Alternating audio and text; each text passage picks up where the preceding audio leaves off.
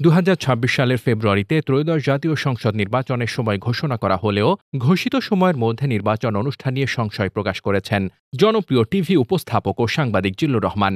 তিনি বলেছেন, ফেব্রুয়ারিতেই সরকার নির্বাচন দেবে এটা বিশ্বাস করি না।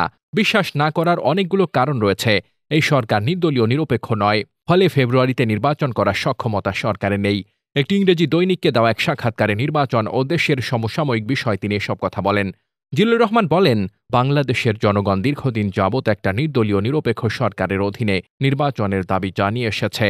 বাংলাদেশের বেশ কিছু রাজনৈতিক দল বিএনপি সহ ডিসেম্বরের মধ্যে নির্বাচন দাবি করে আসছিল। সেনাপ্রধান একাধিকবার বলেছেন, ডিসেম্বরের মধ্যে নির্বাচন হওয়া উচিত।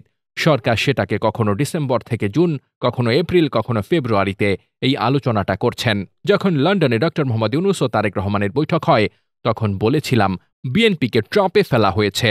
বিএনপি যে নির্বাচনের দাবিতে আওয়াজ তুলবার চেষ্টা করছিল, সেটাকে ডিফিউজ করে দেওয়া হয়েছে। তিনি আরও বলেন, সর্বশেষ ড. মোহাম্মদ ইউনূস 5 আগস্টে জাতির উদ্দেশ্যে বক্তৃতায় ফেব্রুয়ারি মাসের কথা যেটা বলেছেন, সেটাও খানিকটা বিএনপিকে আশ্বস্ত করা। বিএনপি আশ্বস্ত হয়েছে মনে হচ্ছে। এই সাংবাদিক বলেন, জুলাই ঘোষণা নিয়ে কেউই সন্তুষ্ট নয়। জুলাই সনদ নিয়ে জাতীয় ঐক্যমত কমিশন রাজনৈতিক দলগুলোর সঙ্গে দীর্ঘদিন যাবৎ কাজ করছে। আমি মনে করি না জাতীয় ঐক্যমত প্রতিষ্ঠা শেষ পর্যন্ত করা সম্ভব বা রাজনৈতিক দলগুলো শেষ পর্যন্ত এই সনদে স্বাক্ষর করবে।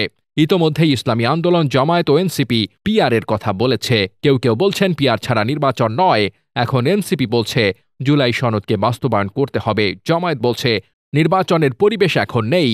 তিনি আরও বলেন, আমি আসলে নির্বাচন দেখি না। হ্যাঁ, নির্বাচন হয়তো একটা হতে পারে, কিন্তু সেই নির্বাচন অবশ্যই একটা ভালো নির্বাচন বলতে যা বোঝায়, সেটা অন্তত ফেব্রুয়ারিতে দেখি না। আরও পরিষ্কার করে বললে, এই সরকারের পক্ষে কোনো ভালো নির্বাচন করা সম্ভব নয়। Desk report, বার্তাবাজার।